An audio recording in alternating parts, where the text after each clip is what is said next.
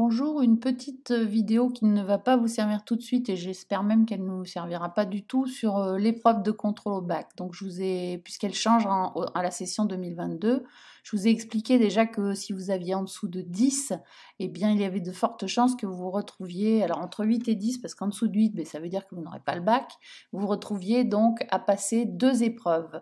Donc en fait, deux sous-épreuves. Alors vous aurez soit mathématiques ou éco-droit ou PSE, suivant le bac que vous passez, et donc il faudra choisir quand vous allez savoir que vous êtes au repêchage, et ensuite c'est vous qui choisissez français ou histoire géo et enseignement moral et civique. Comment ça se déroule? Donc c'est une interrogation orale, donc vous avez 15 minutes de préparation et 15 minutes d'interrogation. En fait, vous parlez pendant 5 minutes sans qu'on vous interrompe et on peut vous poser des questions après.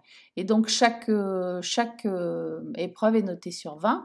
Ensuite, pour chaque sous-épreuve, le candidat est appelé à traiter un sujet tiré au sort. Donc on verra ensemble à quoi ça peut ressembler, c'est-à-dire que ça peut être un petit texte.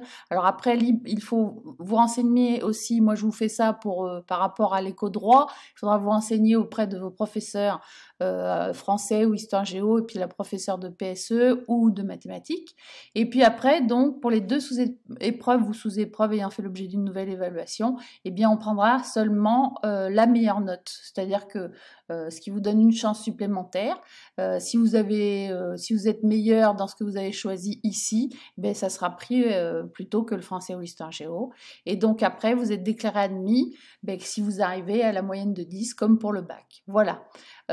J'espère que ça vous sera utile. C'est surtout qu'il faut que vous pensiez que, ben oui, bien sûr, ce n'est pas très marrant d'aller à l'épreuve de contrôle, mais par contre, c'est une deuxième chance, donc il faut la saisir et il faut y aller avec beaucoup d'envie pour décrocher ce bac. Allez, bon courage à tous!